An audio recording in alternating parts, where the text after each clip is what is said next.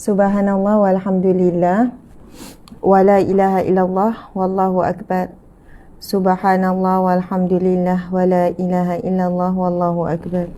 Subhanallah walhamdulillah wala ilaha illallah wallahu akbar.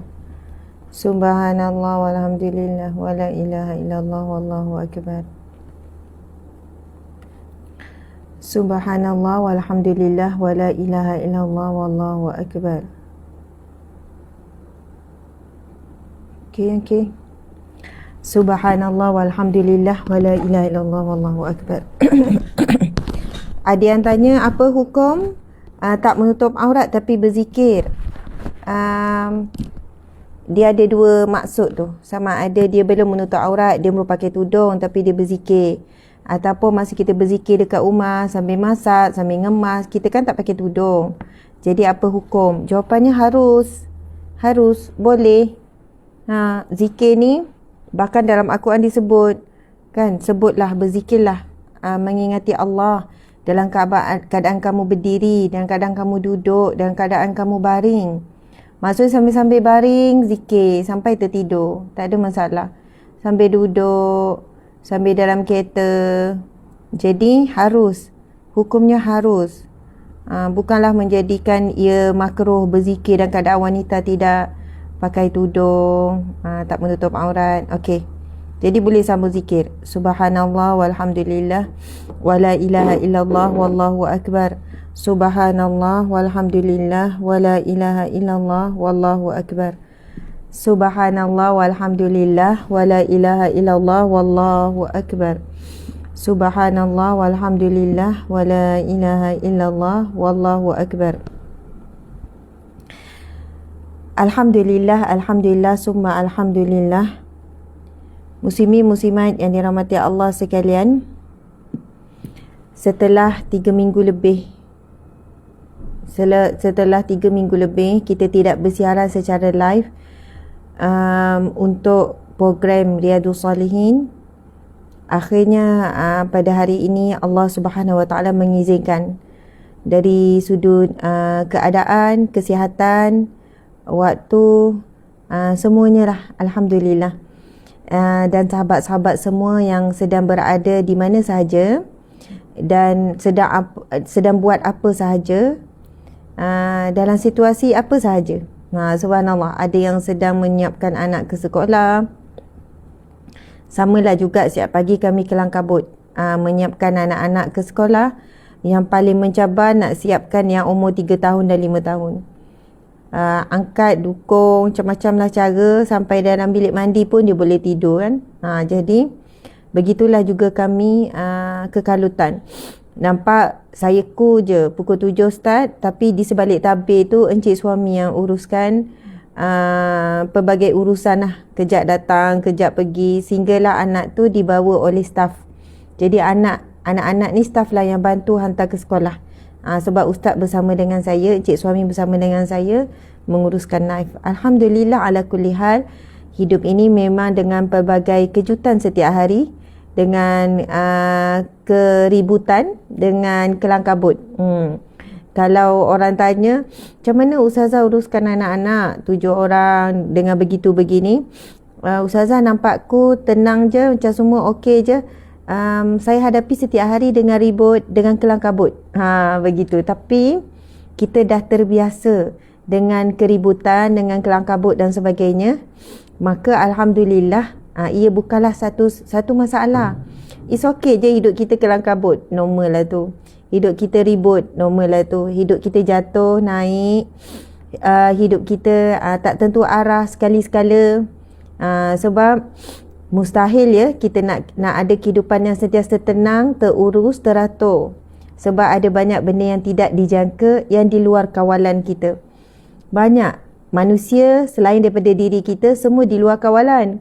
Kita sendiri pun kadang di luar kawalan. Kita sendiri tak boleh kawal diri. Jadi, hatta suami yang sentiasa kita berkongsi segala-galanya, hatta anak, hatta semua, lagi-lagi yang jauh dengan kita, kita tak boleh kawal apa saja. Apa saja kita tak boleh kawal. Mesin basuh rumah pun tak boleh kawal. Kita boleh tekan-tekan, kalau nak rosak, dia rosak juga. Peti ais, apa sahaja, muslimin-muslimat, jadi bersedia untuk hidup seadanya dalam keadaan syukur dan sabar. Syukur dan sabar. Alhamdulillah. Alhamdulillah, syukur. Alhamdulillah, muslimin-muslimat, seperti mana pagi semalam juga tak dijangka. Ada keadaan tak dijangka. Saya tak boleh nak teruskan kuliah Riyadhus Shalihin walaupun pada malamnya semangat sangat nak mulakan. Jadi semalam saya buat beberapa rawatan untuk pulihkan diri dengan cepat. Urut, bekam dan juga akupuntur. Urut, bekam dan akupuntur. Saya ada masalah darah rendah. Darah rendah tu macam boleh dikatakan sepanjang masa. Kalau saya mengandung lagi berat lah. Darah rendah tu sampai kalau pergi buat check up tu terus je kena hantar hospital besar dengan ambulan. Macam itulah. Sebab doktor bimbang. Takut pesan apa semua. Tapi Alhamdulillah sebenarnya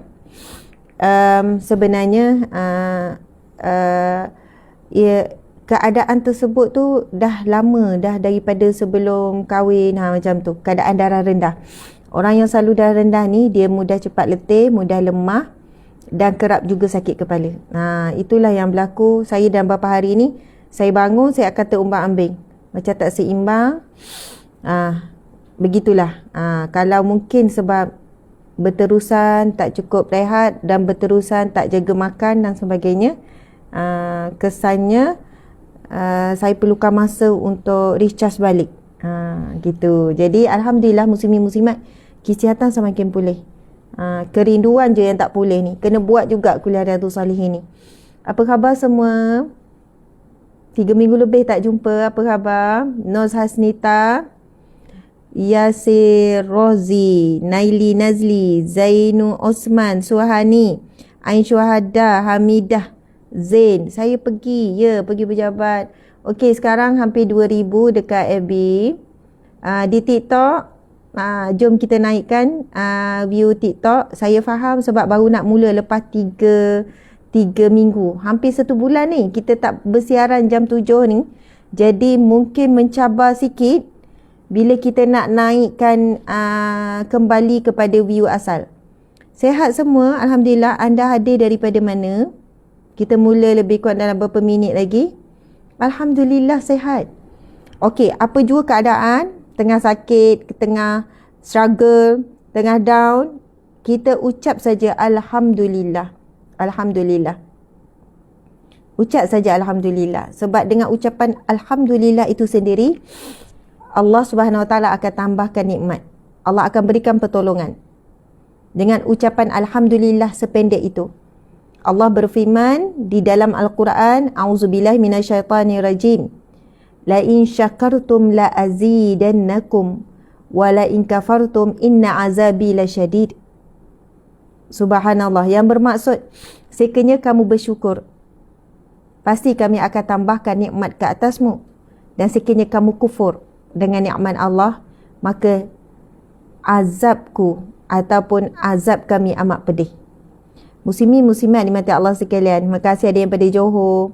Jadi ucapan Alhamdulillah adalah salah satu ucapan, salah satu cara untuk menunjukkan kita bersyukur kepada Allah. Dia menjadi satu pembuka jalan. Jalan-jalan yang sukar, jalan-jalan yang gelap, jalan-jalan yang kita risau, bimbang nak tempuh. Sebab itu ada orang berpesan, cara nak bersyukur, syukuri dulu apa yang sedia ada. Walaupun sedang berhadapan dengan ujian, dengan sesuatu yang kita tidak suka, dengan sesuatu yang memang membuatkan kita marah, dengan sesuatu yang ni. Tetapi sebelum marah, sebelum ungkit, sebelum cakap, syukuri dulu dengan apa yang ada. Contoh, anak kita ada buat sesuatu yang kita marah.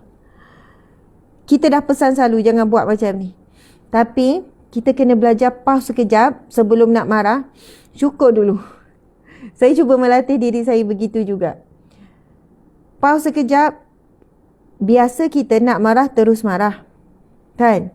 Adalah something yang anak kita buat, yang kita rasa kita dah pesan selalu tapi dia buat juga.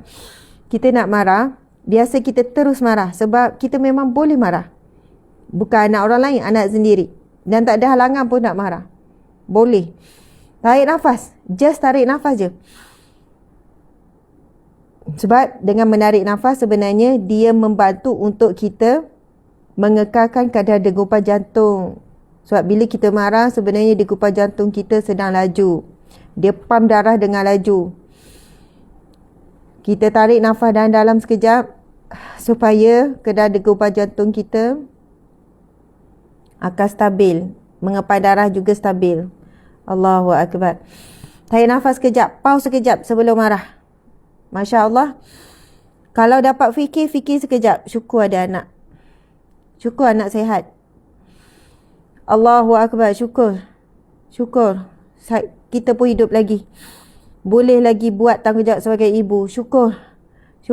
Kalau boleh masuk kejap. Boleh masuk sekejap dalam keadaan anak marah tu. Boleh masuk sekejap energi syukur. Allahu Akbar. Kalau kita biasa buat. Kena langgar. Kereta kena langgar. Biasa tak? Saya banyak kali kena langgar. Sebab saya selalu berada di atas jalan. Terutamanya di area KL yang jam tu. Tiba-tiba kena langgar. Rupanya orang belakang main phone. Orang belakang jawab. Kena langgar depu. Kena langgar kan. Bila turun, orang bukan Islam. Adalah kadang Cina, kadang India, kadang orang Islam. Bila tanya, dia turun, dia pegang phone. Sorry. Tadi bos saya call. Saya kena angkat. Kita kan nak marah tapi kena sabar. Yang tu kan, nak marah tapi kena sabar. Tarik nafas. Kita pun nak cepat. Kita ni dalam tengah ni kan, tak nak ganggu lalu lintas. Pun percepatkan proses. Sebenarnya perlu latihan. Untuk mengawal marah, perlu latihan. Tarik nafas. Ingatkan dulu, Alhamdulillah, aku selamat.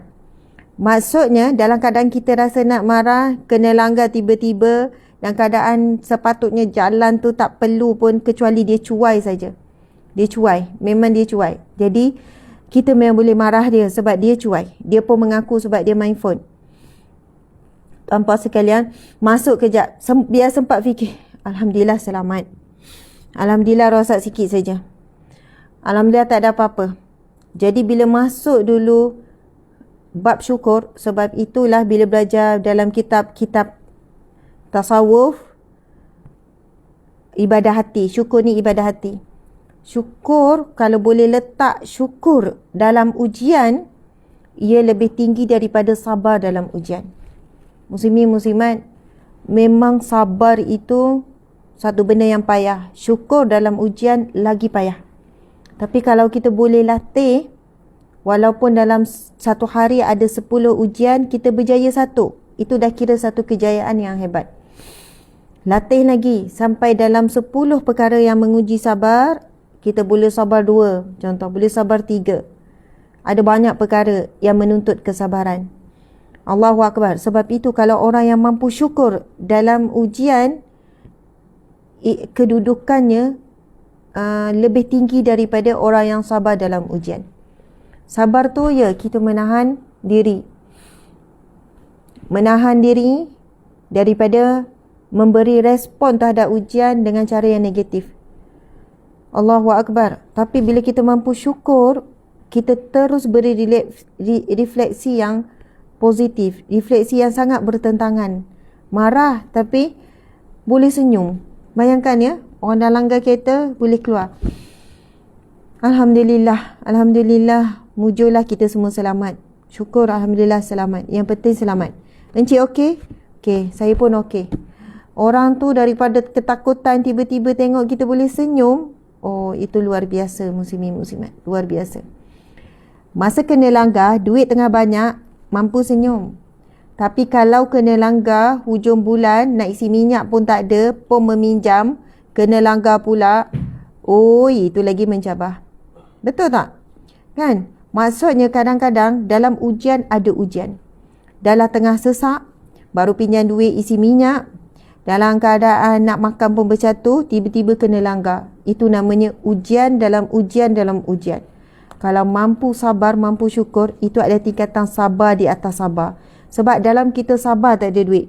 Dalam sabar bercatu makanan. Dalam sabar malu muka pinjam duit orang. Datang pula ujian. Itulah yang disebut di dalam Al-Quran. Kan, kuatkan kesabaran kamu dengan kesabaran. Allahu Akbar. Sebab Allah tahu ada waktunya sabar tu bertingkat-tingkat. Kadang-kadang sabar itu bertingkat-tingkat. Saya baru perasan. Dah 4K lebih, kemudian di IG pun dah naik, di TikTok dah naik 1.6. Betul kan muslimin muslimat? Subhanallah, Allahu Akbar. Kadang tu ujian tu bertimpa-timpa. Sabar juga perlu ditingkatkan berkali-kali. Nak cakap pun rasa sedih. Apa? Subhanallah, tak ada tisu. Muslimin muslimat di mati Allah sekalian, saya nak minta izin sebelum kita mulakan. Semua minta maaf ya, tak mula lagi ni. 7.20 baru nak baca ni. Nak baca Al-Quran ni. Saya nak minta izin minum minuman yang disediakan oleh encik suami, iaitu oat. Oat. Okey, bismillahirrahmanirrahim.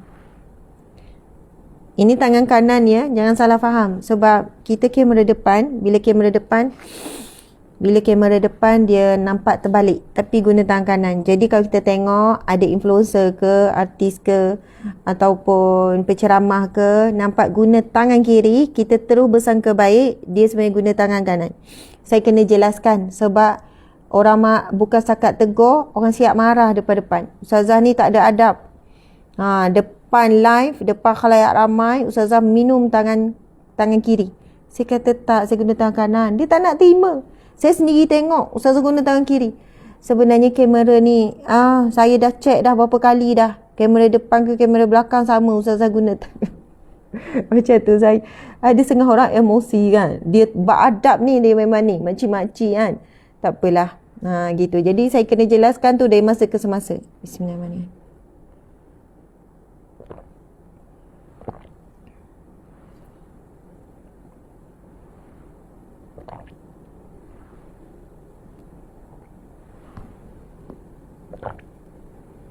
Ya, kena minum oat ni, dia bekalkan tenaga segera.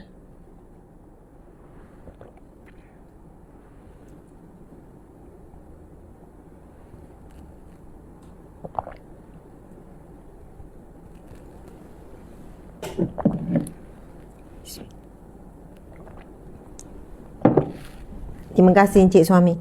Okey, sahabat-sahabat yang saya kasih, yang saya hormati, yang saya rindui, muslimin muslimat yang sedang menonton, seperti biasa kita mulakan kuliah Riyadhus Salihin kita dengan bacaan surah Al-Fatihah, kemudian 10 ayat awal dan akhir surah Al-Kahfi.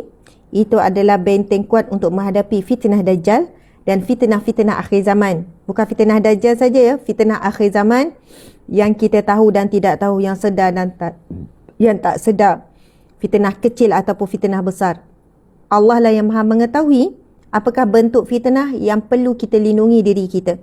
Maka Nabi SAW telah berpesan dengan beramal 10 ayat awal dan akhir surah Al-Kahfi, kita akan diselamatkan daripada fitnah tu Dajjal. Dan itu adalah sebesar-besar fitnah. Jika dua bacaan ini, 10 ayat awal dan akhir surah Al-Kahfi ini boleh jadi benteng pada fitnah tu Dajjal, maka insya-Allah fitnah-fitnah yang lain akan dapat dilindungi sama. Jadi ini adalah satu wasiat Rasulullah untuk kita beramal. Perlindungan mohon dengan siapa? Allah. Allah maha tahu apakah bentuk fitnah, apakah bentuk kemudaratan, apakah bentuk kejahatan. Hanya Allah yang maha mengetahui muslimin muslimat. Maka dengan Allah juga kita mohon perlindungan. Sebab itu Nabi bukan berwasiat untuk kamu jaga fitnah akhir zaman, buat rumah tebal-tebal, buat apa ni, kita kata apa, mungkin ikat dengan rantai besi, bukan fizikal, tapi Nabi tinggalkan wasiat 10 ayat awal dan akhir untuk menyelamatkan kita pada fitnah-fitnah akhir zaman dan fitnatul dajjal. Kemudian kita akan menyambung dengan bacaan Asmaul Husna.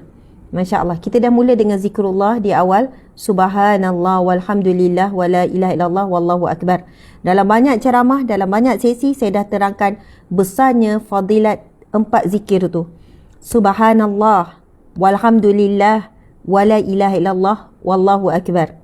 Kena tengok balik ceramah lama-lama. Kemudian besarnya fadilat membaca suratul Fatihah. Wa huwa shifaa'un, ia adalah penyembuh. Dan ada banyak lagi yang kita dah sebutkan sebelum ini fadilat membaca Al-Fatihah. Okey, kita terus ya. Okey, walau apa pun anda sedang lakukan, sedang di mana anda berada, mulut tu ikut sama. Sikit pun tak apa, tak penuh pun tak apa, ikut sama. A'udzubillahi minasyaitonirrajim. Bismillahirrahmanirrahim. Alhamdulillahi Rabbil Alamin. Ar-Rahmanir-Rahim. Maliki Yaumiddin. Iyyaka na'budu wa iyyaka nasta'in. Ihdinas siratal mustaqim. Siratal ladzina an'amta 'alaihim ghairil maghdubi 'alaihim waladdallin. Amin. A'udzu billahi minasyaitonir rajim. Bismillahirrahmanirrahim. Alhamdulillahilladzi anzala ala 'abdihil kitaba wa lam yaj'al lahu 'iwaja qayyiman liyunzira ba'san shadidan min ladunhu wa yubashshiral mu'minin alladhina ya'maluna as-salihati anna lahum ajran hasana ماكثين فيه أبدا وينذر الذين قالوا اتخذ الله ولدا ما لهم به من علم ولا لآبائهم كبرت كلمة تخرج من أفواههم إن يقولون إلا كذبا فلعلك باخع نفسك على آثارهم إن لم يؤمنوا بهذا الحديث أسفا إنا جعلنا ما على الأرض زينة لها لنبلوهم أيهم أحسن عملا وإنا لجاعلون ما عليها صعيدا جرزا أم حسبت أن أصحاب الكهف والرقيم كانوا من آياتنا عجبا إذ أوى الفتية إلى الكهف فقالوا ربنا آتنا من لدنك رحمة وهيئ لنا من أمرنا رشدا ربنا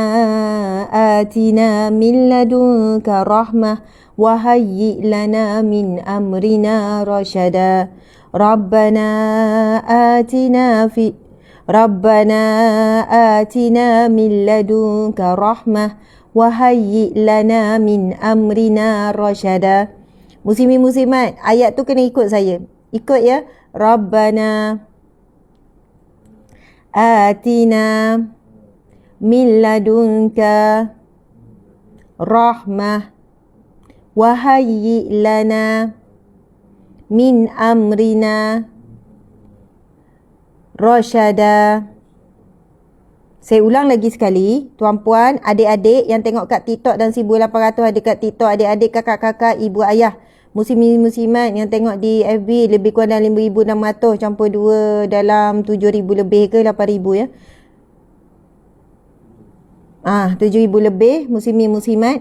Jadi 10 ayat yang ke-10 surah Al-Kahfi ini, kalau kita tak mampu hafal 10 ayat awal dan akhir, hafallah ayat yang ke-10 surah Al-Kahfi. Hafal. Sebab ayat yang ke-10 surah Al-Kahfi ini adalah doa Ashabul Kahfi. Saat dia sedang dikejar, diserang dan diarahkan oleh seorang raja yang dikatakan dalam menurut satu riwayat, bukan satu riwayat, banyak riwayat, namanya adalah Raja Dicyanus. Yang mana raja ini raja yang zalim. Membunuh siapa sahaja yang tidak mahu keluar daripada agama yang menyembah Allah. Kan? Raja yang zalim membunuh sesiapa yang tidak mahu menyembahnya. Muslimin muslimat dimati Allah sekalian, dan 7 orang pemuda ini menyelamatkan diri bukan kerana takut dibunuh, bukan takut diseksa, tetapi demi menyelamatkan akidah yang mana mereka memberikan ataupun mengambil amanah dan tanggungjawab untuk menyebarkan kalimah Allah. Jadi mereka bimbang jika mereka mati, tidak ada siapa yang akan menyebarkan lagi kalimah tauhid la ilaha illallah, tiada Tuhan melainkan Allah. Jadi pemuda ini hasil antaranya adalah ilham yang Allah berikan doa itu. Rabbana atina min ladunka rahmah wa hayyi lana min amrina rasyada. Ayat yang ke-10 surah Al-Kahfi. Muslimin muslimat, kalau dalam keadaan buntu, dalam keadaan bimbang, dalam keadaan takut, dalam keadaan tidak tentu arah, dalam keadaan keliru untuk buat keputusan, subhanallah, bacalah doa ini. Ia merupakan doa Ashabul Kahfi, para pemuda Ashabul Kahfi. Kalau tuan-puan tidak percaya ataupun kurang yakin, buka surah Al-Kahfi, baca daripada awal dan baca terjemahan. Bagaimana Allah Subhanahu Wa Taala berfirman, "Iz awal fityatu ilal kahfi." Dan apabila para pemuda itu pergi kepada gua, subhanallah, faqalu, lalu mereka berkata. Faqalu, lalu mereka berkata. Siapa yang berkata? Para pemuda Ashabul Kahfi ini berkata, Rabbana, wahai Tuhan kami, atina, kurniakan kepada kami, min ladunka, daripada sisimu ya Allah, rahmah, rahmatmu. Rahmat maksud dia sangat umum. Rahmat boleh datang dalam bentuk sehat bila kita sakit, jalan keluar bila kita buntu, rezeki dalam keadaan kita terdesak atau kesempitan, kelapangan dalam keadaan kita rasa sempit dada. Rahmat Allah itu sangat luas maksudnya. Dan kita hanya boleh masuk syurga Allah dengan rahmat Allah. Tetapi amal soleh dan amal ibadah, amal ketaatan kita kepada Allah, itulah yang akan membawa kita kepada rahmat Allah. Sahabat-sahabat muslimin muslimat, Masya Allah, terima kasih yang tekan butang share, yang bagi star tanpa henti, yang bagi pelbagai juga bentuk-bentuk. Encik, kenapa mati terus? Tak ada bateri kan? Cuba tengok. Kesiannya, TikTok mati terus. Mati terus. Minta maaf ya sahabat-sahabat di TikTok. Telefon mati terus.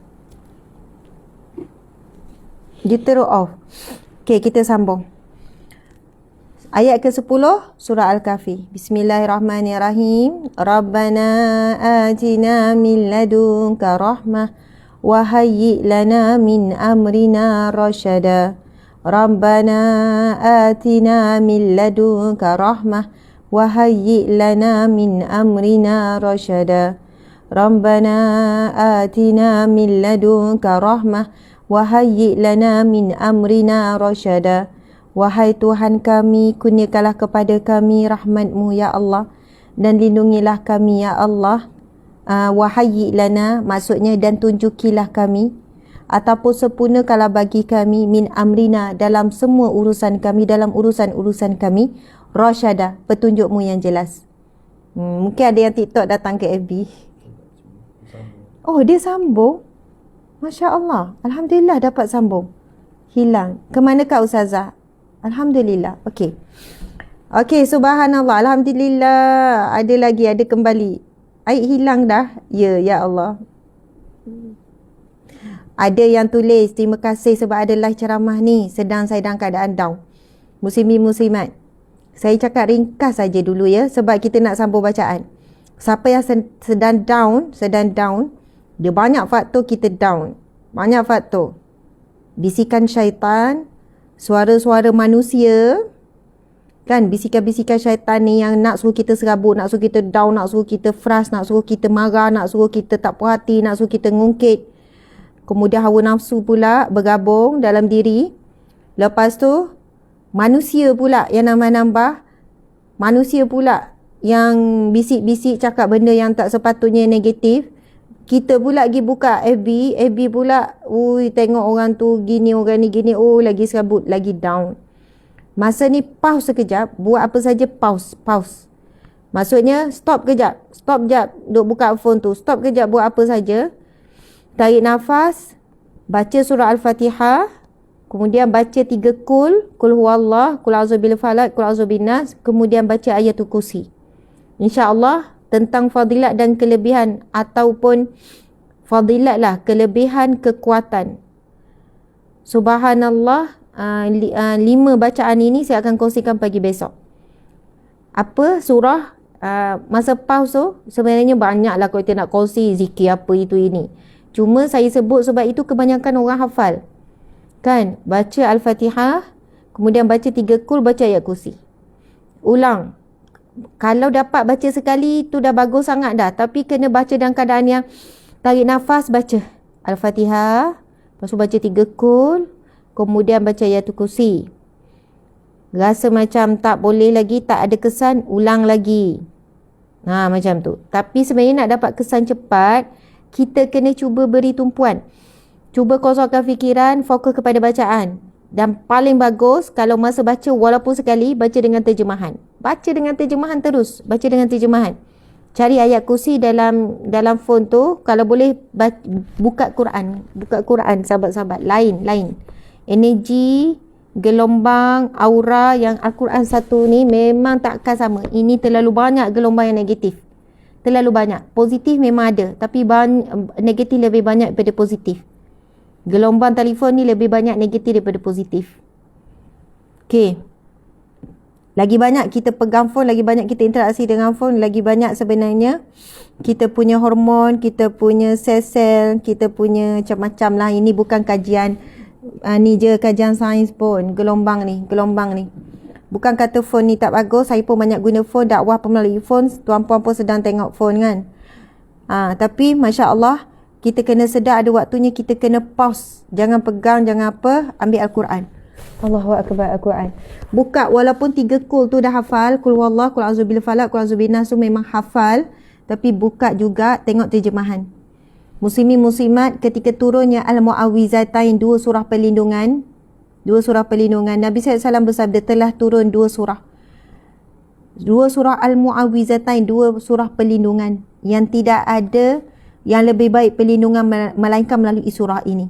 Sebaik-baik surah mohon perlindungan daripada Allah. Sebenarnya dalam keadaan kita down, sedih, marah, frust, nak mengungkit, nak itu, nak ini, tengah tu, sebenarnya subhanallah, kemungkinan kita punya benteng tu bocor. Benteng perlindungan bocor. Surah An-Nas kita mohon perlindungan daripada apa? Min syarril waswasil khannas, daripada bisikan. Waswasil khannas, waswas ataupun bisikan jahat. Al-khannas yang tergelan timbul. Al-khannas maksudnya yang tergelan timbul. Ada Al-Quran menterjemahkan sebagai yang tersembunyi. Subhanallah. Kita mohon perlindungan daripada Allah min syarril waswasil khannas, yang tergelan timbul, yang tersembunyi. Tapi kalau maksud yang paling tepat, al-waswas, al-khannas ialah yang tenggelam timbul. Dia akan timbul ataupun bisikan tu akan kuat bila iman kita lemah. Banyak faktor iman kita lemah, sangat banyak faktor. Muslimin muslimat, Allahu Akbar. Bila suara itu tenggelam, masa tu iman kita kuat. Jadi memang tenggelam timbul tu sentiasa berlaku. Apa yang saya sebut tadi, benteng pertahanan diri kita sedang bocor, sedang roboh, ataupun memang tak ada. Jadi kita kena ulang balik permohonan kita. Sebab itu surah An-Nas, Qul a'udhu birabbin nas, katakanlah, a'udhu, aku mohon perlindungan. Allah perintahkan kepada kita, Qul, katakanlah. Itu satu perintah, fi'il amar, Qul, katakanlah. Allah suruh kita kata apa? Katakanlah, wahai Muhammad, katakanlah wahai manusia, kita ni. a'udzu birabbin nas, daku mohon perlindungan daripada Tuhan manusia. Malikin nas, raja manusia, pemilik manusia. Ilahin nas, subhanallah, sembahan manusia, Tuhan manusia. Ulang dulu 3 kali tentang Allah. A'udzu birabbin nas, mohon perlindungan daripada Rabb manusia. Rabb, Tuhan, pentadbir, pengurus. Malikin nas, raja, pemilik manusia. Ilahin nas, sembahan manusia. Oh, kita sebut 3 berkenaan dengan Allah. Sebelum mohon. Mohon apa? Qul a'udzu birabbin nas, katakanlah aku mohon perlindungan sekian-sekian. 3 ayat pertama. Mohon perlindungan apa? Min syarril waswasil khannas, daripada bisikan waswas, bisikan yang jahat. Al-khannas, yang membisik dalam keadaan tersembunyi dan tergelam timbul. Min syarril waswasil khannas alladhi yuwaswisu fi sudurin nas, yang membisikkan ke dalam dada manusia. Minal jinnati wan nas, daripada jin dan manusia. Jadi yang akan membisik kepada kita 2. Jin. Jin yang kafir iaitu syaitan. Jin ada yang beriman, jin ada bertakwa, jin ada jin yang soleh. Macam manusia juga. Jadi jin yang kafir, jin yang jahat iaitu syaitanir rajim. Jadi yang membisikkan selalu kepada kita konsisten, iaitu syaitan dan juga manusia yang jahat. Manusia yang berperilaku jahat. Dalam hadis Nabi sebut, bukan saya sebut jahat. Walaupun sahaja sebut jahat, okey, kita ganti perkataan kurang baik. Tapi dalam hadis Nabi SAW sebut, antara golongan yang tidak cium bau syurga adalah wanita yang berpakaian tapi tidak telanjang. Mereka melakukan maksiat dan kejahatan. Mereka melakukan maksiat. Mereka melakukan kejahatan dan mereka mengajak orang lain melakukan maksiat. Dia bukan ajak, pakailah seksi macam saya, bukalah tudung macam saya, kamu tetap akan maju, bisnes tetap akan maju, hidup saya bahagia je. Dia tak sebut macam tu, tuan-puan sekalian, zaman sekarang. Dia bukan sebut macam tu. Okey, tirulah saya, walaupun saya seksi-seksi macam ni, walaupun saya tak tutup aurat, walaupun saya tak taat perintah Allah, tapi bisnes okey. Tapi suami sayang saya, anak okey. Okey, semua okey, saya pun sehat. Ada orang solat lagi lah ni, orang pergi umrah, pergi haji pun sakit. Dia tak sebut macam tu. Tetapi melalui perbuatan yang selalu ditonjolkan, manusia keliru, orang muda keliru, ramai orang melihat dan memang tertipu dengan apa yang dilihat dengan mata kepala. Apabila mata hati tertutup, mata kepala yang terbuka, apa yang berlaku? Dia okey je kot, berjaya je, nampak lebih berjaya daripada orang yang taat pada perintah Allah. Dia ni, nampak ni je, tak adalah. Boleh jadi sebab dia anak yang baik, jadi Allah tetap sayang dia. Boleh jadi sekian-sekian. Muslimin, muslimat, anak yang baik memang baik, isteri yang baik memang baik, ibu yang baik memang baik. Kita tak kata mereka ini tidak baik. Tetapi yang paling baik adalah manusia yang baik dengan Allah, manusia yang taat kepada Allah. Ramai orang boleh taat kepada ibu ayah, ramai boleh taat pada suami, ramai boleh taat kepada anak. Anak punya dia ikut. Dan dia boleh jaga hubungan baik dengan manusia. Dia jaga hubungan baik dengan bos. Dia boleh jaga hubungan baik dengan rakan sekerja. Dia jaga hubungan baik dengan jiran. Tetapi dia tak jaga hubungan dengan Allah yang berikan kepada dia semua nikmat. Allah lah yang berikan dia nikmat, boleh jaga hubungan baik dengan manusia. Allah lah yang beri dia nikmat, boleh dapat rezeki yang melimpah ruah. Allah lah yang maha baik, yang tidak pernah henti buat baik kepadanya. Tetapi kenapa dengan Allah dia tidak boleh buat baik? Sebab itu muslimin muslimat, ramai hari ini kita jumpa orang boleh buat baik dan dia baik. Kata-kata pun baik, perilaku baik, akhlak baik. Tetapi saat dia tidak mentaati perintah Allah, dia bukan orang yang baik dengan erti kata yang sebenar. Hakikat sebenar kita orang yang baik apabila kita mula mentaati perintah Allah. Dalam waktu yang sama, kita juga menjaga hubungan dengan manusia. Sebab itulah hablum minallah wa hablum minan nas, hubungan dengan Allah dan hubungan dengan manusia. Perkara ini perlu berlaku seiring muslimin muslimat. Allahu Akbar. Yang kita bimbang hari ini suasananya apa muslimin muslimat? Apabila ada pihak-pihak yang menegur orang-orang yang melakukan maksiat secara terbuka, lalu teguran dibuat terbuka. Sebab saya sendiri pernah cuba PMDM personal, memang mereka tak tengok PMDM. Lalu kita buat teguran terbuka. Akhirnya apa yang follower cakap? Kita tak boleh judge orang. Kita tak judge orang. Menegur bukan judge. Menegur bukan judge. Menegur adalah satu perintah dan tanggungjawab. Kita buat teguran terbuka. Subhanallah, Allahu Akbar. Sampai mesej tu kepada mereka contoh. Lalu ayat yang digunakan, kita tak boleh menilai.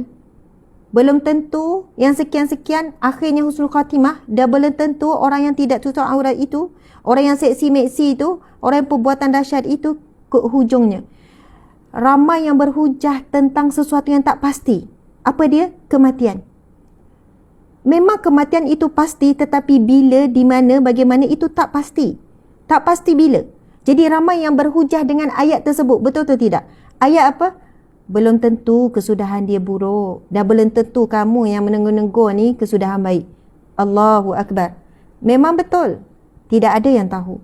Jadi benda itu tak pasti. Mati itu pasti, tapi bagaimana tak pasti lagi. Tapi yang pasti adalah apa yang Allah beri amaran di dalam Al-Quran. Yang pasti tentang kemurkaan Allah terhadap orang yang menyombongkan diri kepada Allah. Yang pasti orang yang enggan mentaati perintah Allah. Itu pasti, very clear. Jadi adakah anda kerana sangka-sangkaan akan datang yang belum pasti, hari ini yang pasti ini, kita tidak mahu buat perubahan?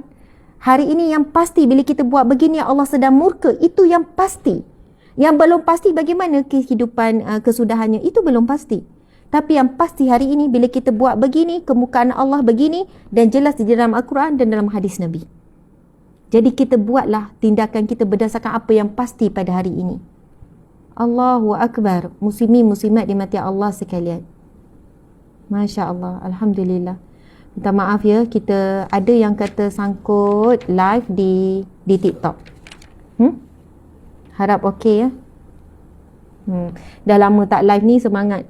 Sahabat pun ramai ni, lebih kurang dalam 9,000, hampir 9,000. Subhanallah, Alhamdulillah.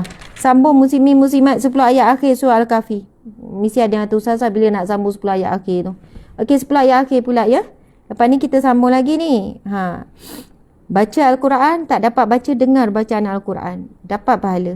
Ustazah, saya tak ada wuduk ni, boleh baca? Boleh. Tak ada masalah baca Al-Quran tak ada wuduk.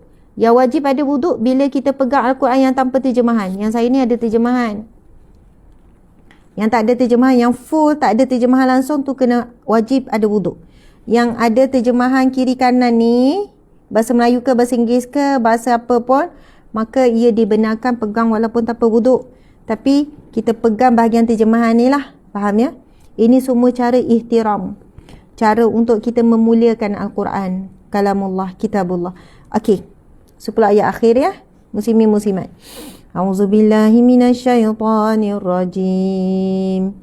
وعرضنا جهنم يومئذ للكافرين عرضا الذين كانت أعينهم في غطاء عن ذكري وكانوا لا يستطيعون سمعا أفحسب الذين كفروا أن يتخذوا عبادي من دوني أولياء إنا أعتدنا جهنم للكافرين نزلا قل هل ننبئكم بالأخسرين أعمالا الذين ضل سعيهم في الحياة الدنيا وهم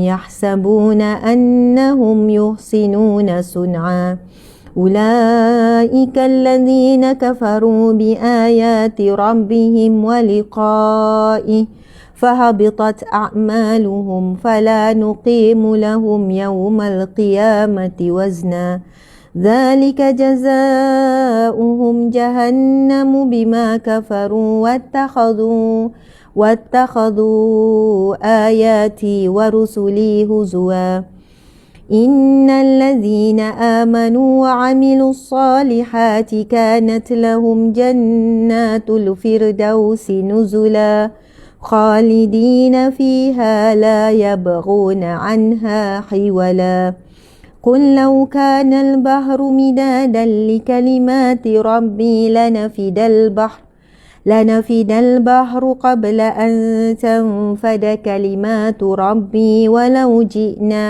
ولو جئنا بمثله مددا قل إنما أنا بشر مثلكم يوحى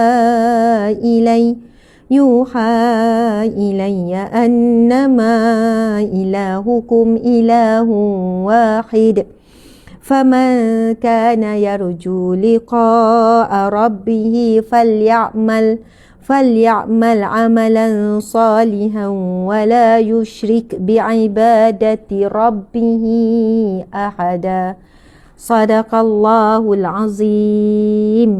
10 ayat awal dan akhir surah Al-Kahfi. Ramai juga yang masih tak tahu fadilat dan kelebihannya. Anda boleh tengok pada live-live yang sebelumnya. Dah banyak kali saya ulang dan kita dah bacakan dalil yang sahih berkaitan dengan 10 ayat awal dan akhir surah Al-Kahfi. Sekarang kita nak baca Asmaul Husna. Sahabat-sahabat semua boleh ikut sama. Bahkan kalau kita tak baca dalam majlis seperti ini, boleh jadi dalam satu hari kita langsung tak baca Asmaul Husna.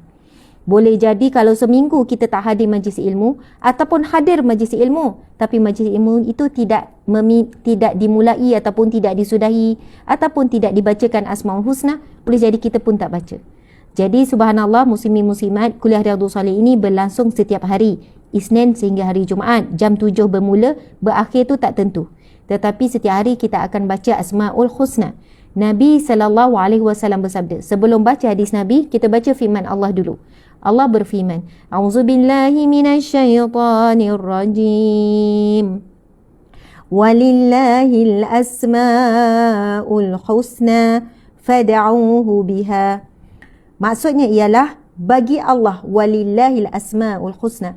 Bagi Allah nama-namanya yang mulia. Saya Asmaul Harun, Asma binti Harun. Asma maksudnya himpunan nama-nama. Al-Husna maksudnya yang baik, yang suci, yang murni, yang tertinggi. Asma sama pun maksudnya ketinggian. Ketinggian nama-nama yang suci, yang bersih. Subhanallah, Allah berfirman, walillahil asmaul husna, bagi Allah nama-nama yang suci, yang mulia.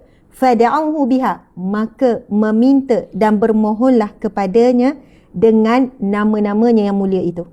Maksudnya Allah perintahkan kita bila memohon, berdoa, meminta, maka minta, memohon dan berdoalah dengan nama-namanya yang mulia itu. Jadi subhanallah, hadis Nabi SAW, Inna lillah tis'atun wa tis'ina isman. Sesungguhnya bagi Allah ada 99 nama.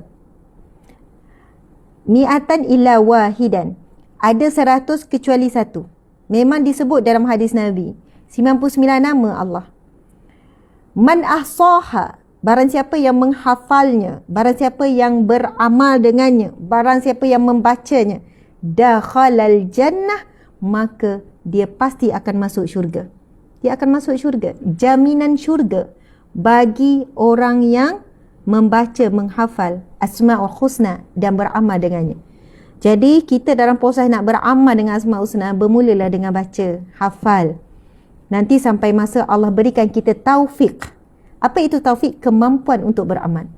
Kalau kita sebut, kita minta dengan Allah, ya Allah berikanlah kepadaku taufik dan hidayah. Ada orang kata, Ustazah, kan kena minta hidayah dulu baru taufik. Tak apalah tu, mana satu, tapi yang penting minta dengan Allah. Beri ya Allah, kurniakanlah kepadaku taufik dan hidayah. Ada yang tanya apa beza taufik dan hidayah? Taufik tu nama lelaki, hidayah nama perempuan. Subhanallah, ada yang jawab gitu kan. Taufik dan hidayah, ini bukan pasangan suami isteri ni. Taufik bertemu hidayah, hidayah bertemu taufik, tak. Hidayah petunjuk daripada Allah. Apa maksud petunjuk? Pagi ni kuliah anda hadir, ini petunjuk daripada Allah. Ini petunjuk. Segala ilmu yang disampaikan adalah petunjuk. Al-Quran ini petunjuk. Teguran-teguran manusia itu petunjuk daripada Allah. Subhanallah, petunjuk, signal ataupun sainis daripada Allah ada sekeliling di mana saja. Jadi siapa yang kata tak dapat hidayah Allah itu, tak tahu dia hidup di alam mana. Kalau dia hidup di alam sekarang, di dunia sekarang, mustahil dia tak dapat hidayah Allah.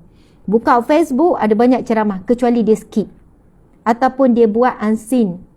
Ataupun dia memang tak nak tengok langsung. Dia buka YouTube, keluar ceramah pun dia skip juga.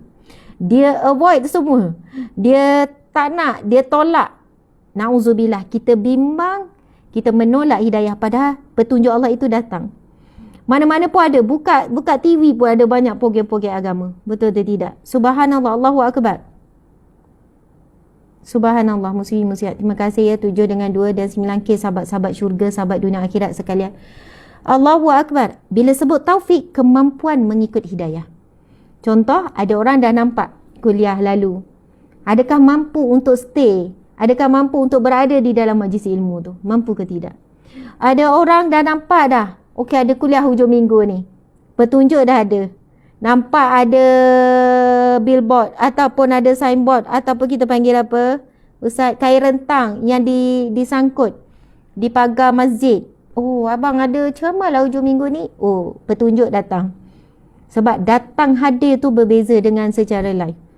Secara online. Lepas tu, sekarang adakah kita ada taufik, kemampuan untuk adjust masa hujung minggu tu? Untuk korbankan waktu rehat. Untuk bawa ahli keluarga ke majlis ilmu. Subhanallah. Ramai yang tahu wajib menutup aurat begini-begini. Hidayah dah sampai. Petunjuk sampai. Tapi taufik, kemampuan untuk mengikuti petunjuk tu. Mampu tak nak ikut? Mampu tak nak buat? Mampu tak nak korbankan perasaan? Mampu tak kita untuk kehilangan satu perkara yang besar dalam hidup? Banyak perkara yang hilang dalam kehidupan dunia apabila kita mula mentaati perintah Allah. Betul atau tidak? Ramai orang, dia diuji untuk hijrah, dia perlu hilang bahagian dunia. Tetapi, yakinlah bahagian akhirat semakin bertambah. Subhanallah. Ramai orang dalam proses hijrah, dia perlu kehilangan bahagian dunia. Kadang hilang kawan. Kita bukan putus kawan, tapi kawan tak boleh terima. Kadang putus keluarga, keluarga tak boleh terima. Bahkan ada isteri-isteri yang diceraikan suami sebab nak hijrah. Diceraikan suami. Suami taklik, suami cakap, kalau kamu pakai tudung, jatuh talak. Subhanallah. Kalau kamu pakai tudung, saya akan lepaskan kamu. Suami ego, isteri tetap nak pakai tudung. Ini perintah Allah. Bang, saya ni sekian-sekian. Isteri tetap nak pakai tudung. Waktu suami marah, suami pula ego, dia buktikan. Memang dilafazkan ni. Allahu Akbar. Allahu Akbar. Kadang-kadang berat sangat apa yang hilang daripada bahagian dunia. Subhanallah, nanti saya ceritalah satu kisah. Tak baca lagi Asmaul Husna ni. Mukadimah tu panjang. Jadi sahabat-sahabat, Asmaul Husna ni nama-nama Allah yang mulia. Nama-nama Allah yang mulia, sahabat-sahabat. Jadi, kalau kita tak mampu hafal lagi, baca. Ikut saya ya, sama-sama. A'udzubillahi minasyaitonirrajim. Bismillahirrahmanirrahim. Nas'aluka ya man huwallahu alladhi la ilaha illa huwa rahmanur rahim. Al-Malikul Quddusus Salamul Mu'minul Muhaiminul Azizul Jabbar. Al-Mutakabbirul Khaliqul Bari'ul Musawwirul Ghaffarul Qahhar. Al-Wahhabur Razzaqul Fattahul Alim. Al-Qabidul Basitul Khafidul Rafi'ul Mu'izul Muzilus Sami'ul Basirul Hakamul Adil.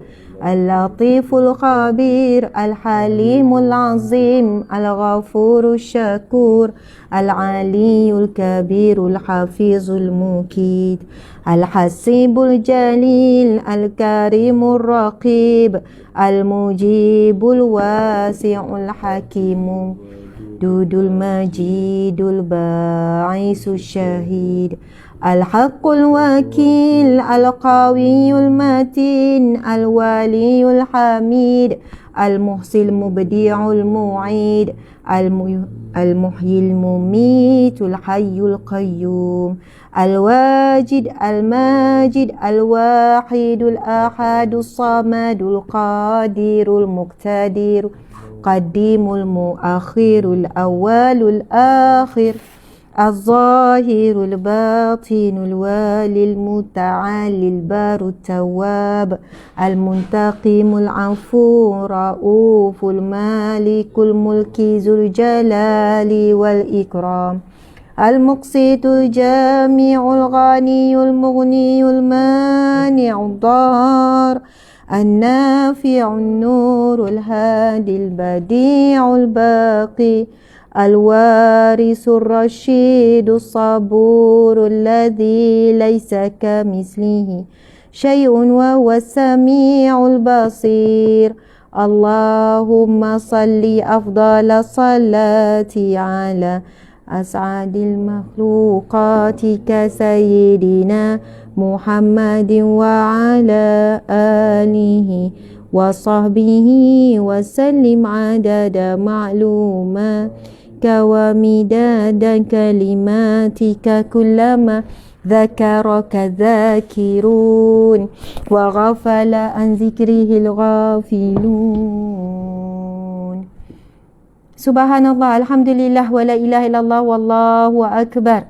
Muslimin muslimat dimati Allah sekalian, saya rasa yang bermasalah adalah telefon. Jadi tim tolong jangan bagi lagi phone ni pada Ustazah. Sebenarnya dah berapa kali dah guna phone ni, tiba-tiba terus off. Sebab itulah ada yang kata di TikTok suara dengar tapi terus gelap.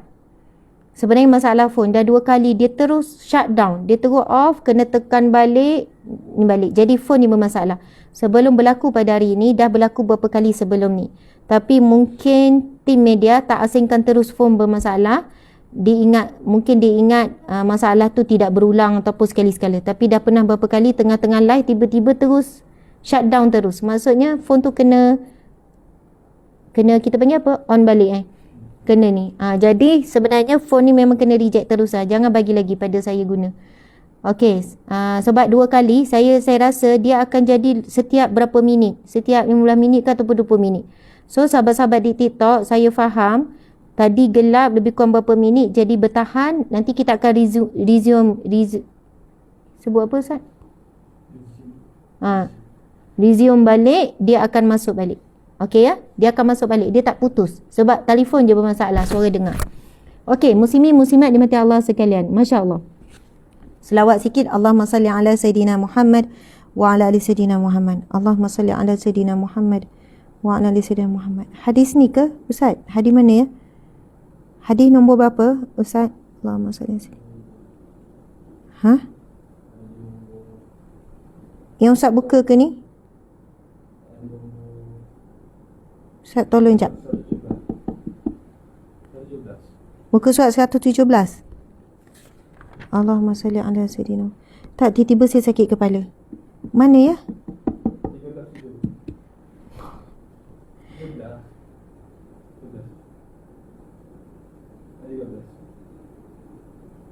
Okey. Subhanallah. Okey. Tak, dia mari berdenyut sebelah kiri. Sebenarnya kesan daripada buat bekam semalam dengan tu. Jadi Encik ready ya kalau Encik sambung sekejap. Saya rasa Encik duduk atas kursi ni, duduk dekat sikit. Encik boleh tolong saya. Ni Encik kursi kat sini. Okey, sahabat-sahabat muslimin muslimat dimati Allah sekalian. Kita akan sambung kuliah Riyadhus Shalihin kita untuk membacakan hadis yang ke-13 dalam bab yang ke berapa? Kita bab yang ke berapa? Bab yang ke-11. Kita dah masuk bab yang ke-11 dalam kitab Riyadhus Shalihin. Bab yang ke-11 ini membawa tajuk bersungguh-sungguh, iaitu mujahadah. Dan kita telah sampai ke hadis yang ke-13. Hadis yang ke-13, ia merupakan hadis yang ke-107 dalam susunan kitab Riyadhus Shalihin. Hadis yang ke-107 dalam kitab Riyadhus Shalihin, dan ia merupakan hadis yang ke-13. Bismillahirrahmanirrahim.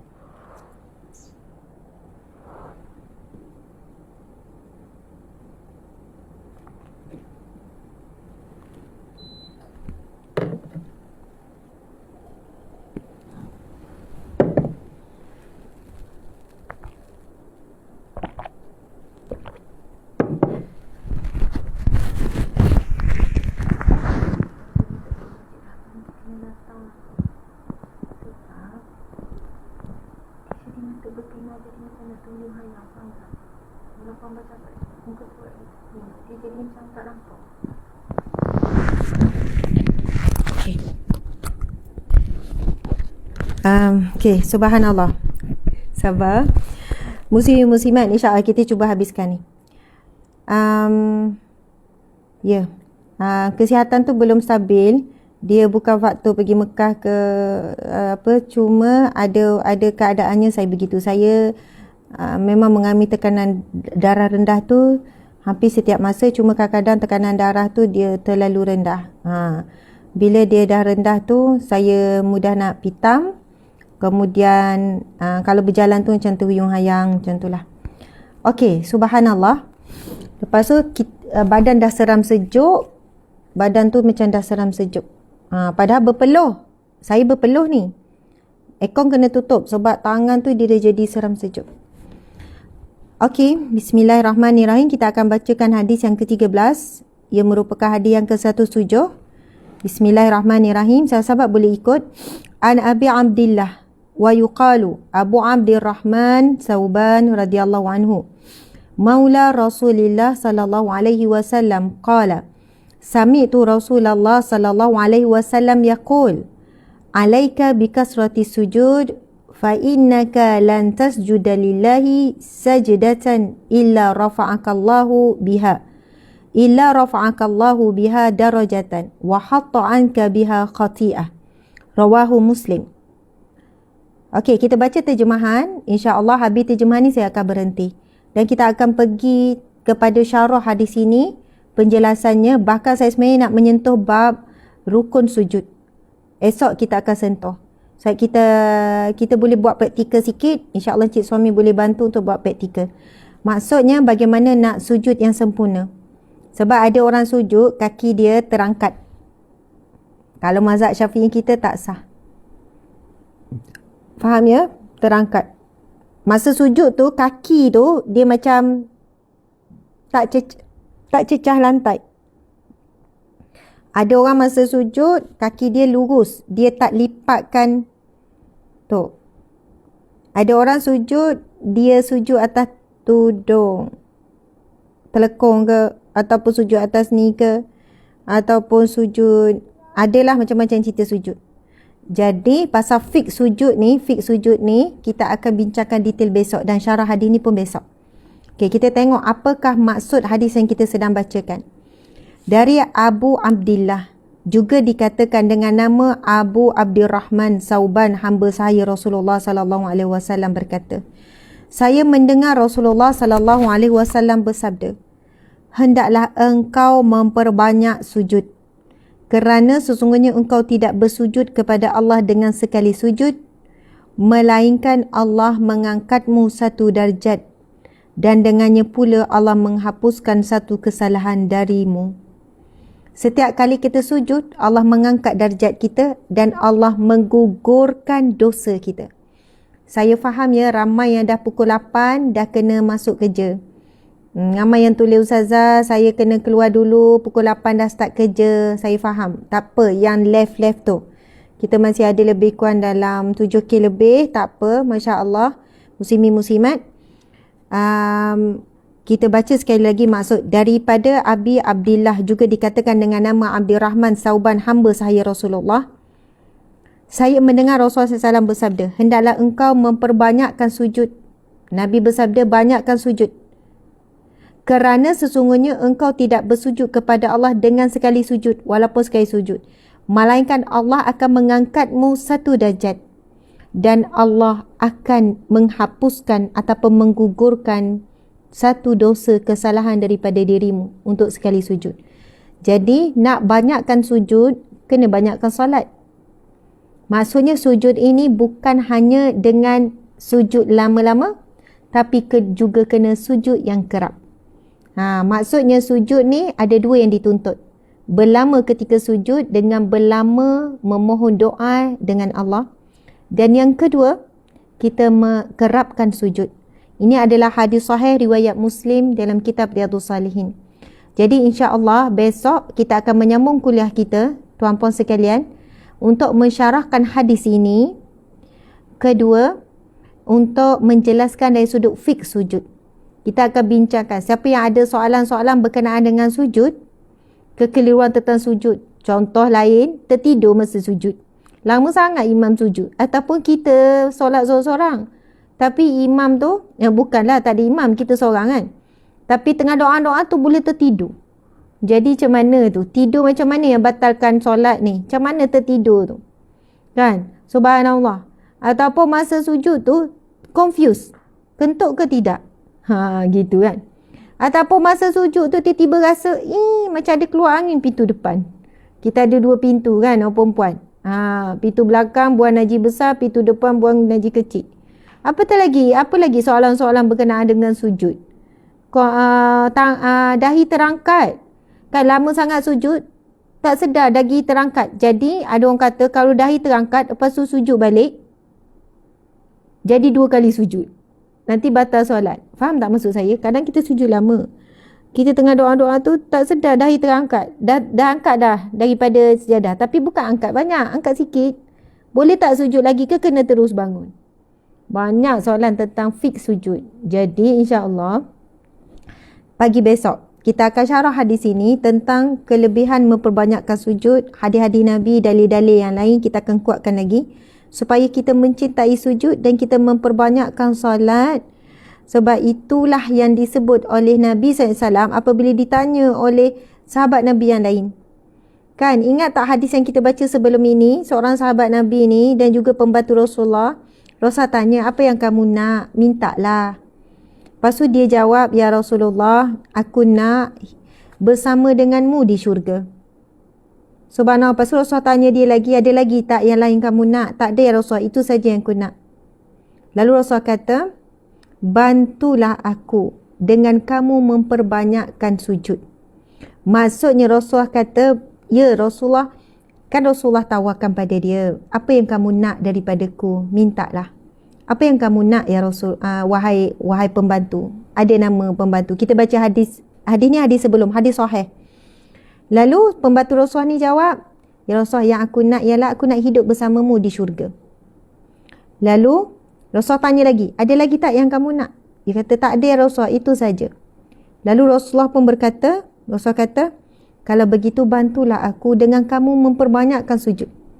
Maksudnya Rasulullah sebut, Rasulullah tak boleh nak direct bantu. Rasulullah tak boleh cakap, okey, jangan risau, esok kamu denganku di syurga. Ataupun Rasulullah kata, tak apa, nanti saya tarik awak ke syurga. Tak, Rasulullah kata bantu saja. Maksudnya Rasulullah nak tolong dia untuk hidup bersama dengan Rasulullah di syurga. Tapi Rasulullah buat ayat, bantu saya untuk menunaikan hajatmu itu, untuk hidup bersama Rasulullah di syurga. Dengan kamu memperbanyakkan sujud. Dengan kamu memperbanyakkan sujud. InsyaAllah besok saya juga akan berkongsi dengan amalan bagaimana nak dapat motivasi banyak sujud. Macam mana nak dapat motivasi banyak sujud? Banyak solat. Motivasi tak ada motivasi yang lebih baik melainkan motivasi daripada apa? Daripada Allah dan Rasulullah. Sebab kadang kita tak tahu kan apakah amalan ataupun ganjaran-ganjaran yang disediakan oleh Allah melalui firman Allah dan juga hadis Nabi yang sahih. Yang bila kita dengar, kita akan rasa nak buat, kita rasa semangat nak buat. Kita rasa bersungguh-sungguh nak buat. Boleh jadi kita selama ini susah nak sujud banyak-banyak, solat banyak-banyak kerana kita kurang ilmu. Kita kurang pengetahuan. Sebab dengan ilmu itu cahaya. Ilmu itu akan menambahkan keimanan. Keimanan apa? Kepercayaan kita terhadap Allah, apa yang Allah sediakan dan semuanya. Alhamdulillah muslimin muslimat. Saya ni begitulah, alhamdulillah. Dah tua kan, umur dah 39. Kalau ikut hijrah tu dah 40 dah. Masya Allah, kadang-kadang tu penyakit, siapa-siapalah kita jagalah kesihatan. Saya memang akan merujuk kembali kepada doktor-doktor. Pernah satu ketika saya pergi macam-macam lah test sampai banyak hospital, sampai akhirnya pergi ke Institut Kanser Negara. Jadi daripada test tu kita tahulah apa yang kita perlu buat dengan kesihatan badan kita. Tapi bila kita dah rasa sehat, tenaga okey, kita lupa untuk jaga perkara-perkara tertentu. Sekarang kesihatan tengah drop, barulah kita nak kembali semula bagi perhatian yang lebih kepada kesihatan. Kesihatan adalah amanah, tanggungjawab. Modal kita adalah tubuh badan kita. Nyawa tu modal Allah bagi. Modal untuk kita guna. Kalau orang bisnes, dia perlu duit sebagai modal. Tapi bagi orang dakwah, bukan dakwah saja. Setiap manusia perlukan modal nyawa. Nyawa tu lebih, nyawa, masa, tenaga, kesihatan itu modal yang lebih besar daripada duit. Ada duit banyak mana pun, kalau tak sihat kita tak boleh nak run pun bisnes. Ada duit banyak mana pun, kalau tak sihat kita tak boleh nak memberi sesuatu pun, walaupun kepada orang yang dekat. Kalau terlantar contohnya kan. Sebab itu kesihatan adalah modal yang Allah berikan, modal yang sangat besar. Dengan modal sihat, modal kuat, kita boleh buat banyak perkara. Kita boleh menyayangi orang yang kita sayang. Kita boleh menunaikan segala amanah, segala tuntutan kewajipan kita sebagai hamba Allah dan juga sebagai manusia, sebagai khalifah. Alhamdulillah, saya sayang semua sahabat-sahabat kerana Allah, kerana Rasulullah sallallahu alaihi wasallam. Terima kasih kerana hadir pada hari ini. Berjumpa lagi pada pagi besok dalam kuliah Riyadhus Shalihin jam 7. Kita tangguhkan majlis kita dengan tasbih kafarah dan surah Wal-Asr. Subhanakallahumma wa bihamdika asyhadu an la ilaha illa anta astaghfiruka wa atubu ilaih. Bismillahirrahmanirrahim. Wal 'asr innal insana lafi khusr illa alladhina amanu wa 'amilus solihat wa tawasaw bil haqqi wa tawasaw bis sabr. Sadaqallahul azim. Sahabat-sahabat, bila kita sakit, macam sekarang saya tiba-tiba tadi okey, dia datang denyut kuat sebelah kiri. Sebelah kiri ni dia faktor migrain ataupun sakit kepala banyak sebab lah. Bila darah rendah, oksigen tak cukup. Bila oksigen tak cukup, kita rasa lemah. Itu yang jadi badan tak seimbang. Banyak faktor, banyak benda yang berkait. Kita pegang tempat sakit. Saya daripada kita makan ubat, saya memang makan ubat. Okey, kita pegang, kita baca doa Nabi Ibrahim tu. Apa dia doa Nabi Ibrahim? Wa idza maridtu fahuwa yashfin. Wa idza maridtu fahuwa yashfin. Wa idza maridtu fahuwa yashfin. Dan apabila aku sakit, dialah yang menyembuhkan. Dan apabila aku sakit, dialah yang menyembuhkan.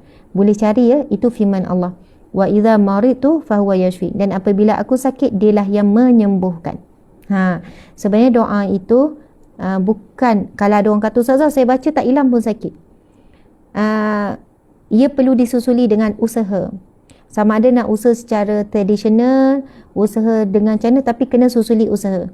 Sama ada, insya-Allah dengan kita baca doa itu, Allah akan memperbunahkan usaha. Allah akan berikan jalan-jalan yang terus tepat. Maksudnya kita terus jumpa doktor yang tepat. Sebab ada orang sakit sampai 10 doktor, doktor ke 10 barulah boleh kena pasti dia sakit apa. Jadi dalam keadaan kita berusaha mesti doa. Dalam keadaan berdoa mesti usaha. Itu berlaku seiring. Jadi ada orang dia tak amalkan ubat-ubat ni, dia mungkin homeopati. Mungkin dia makan apa-apa akar kayu ke, dia makan sekian-sekian ke, ataupun dia guna alam semula jadi. Jadi semua tu usaha. Jadi subhanallah, mungkin usahanya adalah tidur. Itu usaha jugalah tu untuk bagi rehat. Baca doa tu, bismillahirrahmanirrahim, wa idza maridtu fahuwa yashfi. Dan apabila aku sakit, dialah yang menyembuhkan.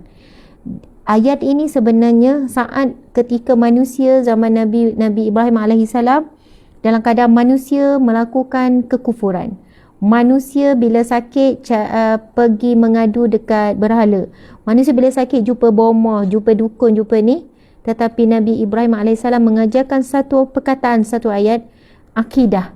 Dan apabila daku sakit, wa idza maridtu, dan apabila daku sakit, fahuwa yashfin, maka dialah yang maha menyembuhkan. Jadi bila kita berubat lalu sembuh, akidah kita tetap terpelihara. Akidah kita terpelihara daripada syirik kecil, syirik tersembunyi, syirik khafi, yang mana kadang-kadang manusia ini lemah. Dengan kita rasa doktor itulah yang buat kita sembuh, walaupun mulut kita tak cakap, tapi hati kita kata doktor ni memang terbaik. Oh, saya jumpa doktor lain ni, tapi doktor macam tu kan. Bukan kata tak boleh puji, boleh puji doktor tu, tapi hati tetap teguh. Yang menyembuhkan Allah. Allah beri dia ilmu yang bijak, akhirnya dia boleh selesaikan masalah sakit kita. Allah beri ilmu kepada orang yang buat ubat sampai ubat itu berkesan untuk kita. Dan Allah yang bukakan jalan untuk kita melalui rizki, boleh beli ubat. Melalui kita boleh sampai kepada ubat tu. Jadi sebab itu bila sakit, doa, sebab dengan doa itu Allah mempermudahkan jalan-jalan kesembuhan. Subhanallah. Dan boleh jadi barakah doa tersebut hilang terus. Maksudnya tak sempat makan ubat, Allah dah hilangkan. Ini di antara kelebihan-kelebihan berdoa. Allah boleh buat apa saja. Kadang-kadang Allah boleh hilangkan terus tanpa ubat, tanpa usaha, dengan doa. Doa itu juga usaha. Sebab ada orang ramai malas berdoa. Doa itu sendiri satu usaha. Jadi kadang tu tak cukup dengan doa, kena usaha-usaha lebih lagi, maka kita dapat pula pahala dalam berusaha tersebut. Alhamdulillah. Terima kasih semua sekali lagi. Wabillahi taufiq wal hidayah. Assalamualaikum warahmatullahi wabarakatuh. Hasbunallah wa ni'mal wakil. Seronok saya sebab selalu tuan-puan ingatkan saya zikir hasbunallah wa ni'mal wakil. Sebab bila sebut Nabi Ibrahim, kita teringat zikir tu kan. Itu zikir Nabi Ibrahim ketika nak dicampakkan dalam api. Hasbunallah wa ni'mal wakil. Betul, doa senjata orang mukmin. Ad-du'a silahul mu'minin. Itu hadis Nabi. Doa adalah senjata orang yang beriman. Senjata tu, kenapa kita sebut doa senjata? Maksudnya doa ini pelindung bagi orang beriman. Bila kita sakit, kita sedang terdedah kepada apa? Terdedah nak marah, nak merungut, terdedah tak boleh kawal emosi. Bila kita sakit, kita cenderung buat apa saja untuk sembuh. Sampai ramai orang yang sakit buat perkara khurafat. Sebab dia dah berubat banyak, pasal orang kata ada bomoh hujung kampung tu, tapi bayar mahal sikit. Bahkan ada orang sanggup pergi ke negara jiran. Saya pernah jumpa orang daripada Indonesia datang Malaysia sebab nak jumpa bomoh. Kebetulan Allah jumpakan dalam flight. Orang kampung biasa, ingatkan apa, nak pergi berubat dekat Malaysia. Orang Malaysia pergi luar negara pun banyak, saya nak jumpa bomoh. Nak kata orang sanggup buat apa saja bila sakit. Barulah tahu nilai sakit itu, nilai sihat lebih penting daripada duit, lebih penting daripada segala-galanya. Jadi, bila kita sakit, kita memang terdedah. Subhanallah, Masya Allah, hasbunallah wa ni'mal wakil. Cukuplah Allah bagiku, dialah sebaik-baik penolongku. Betul muslimin muslimat. Masya Allah, sentiasalah kita kuat ya bila saat sakit. Boleh lindungi diri kita. Sebab sakit ni melemahkan zahir, melemahkan fikiran, sampai kita bimbang kita buat sesuatu yang Allah tak suka dalam kita mencari kesembuhan. Tengok ustazah tambah-tambah kan. Tuan-puan dah risau, ustazah ni kata nak berhenti tambah-tambah. Okey, last dah ni. Assalamualaikum warahmatullahi wabarakatuh.